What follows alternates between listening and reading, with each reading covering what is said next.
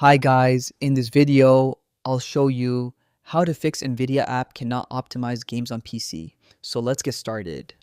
First, go ahead and right click on your taskbar and then go to Task Manager. Next, go to Details over here and then you're going to look for Nvidia processing. You can click on any app and then just press N on your keyboard.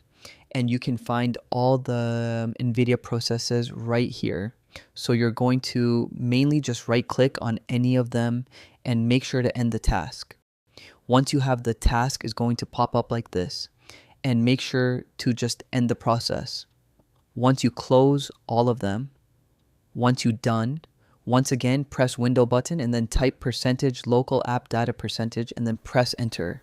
Now here, search and look for Nvidia Corporation folder and then open it. Next, open Nvidia app folder. And now, here select and delete the cache folder.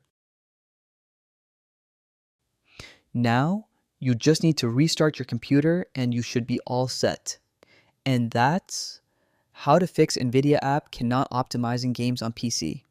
If this video helps you, please like, subscribe, and leave a comment on the video.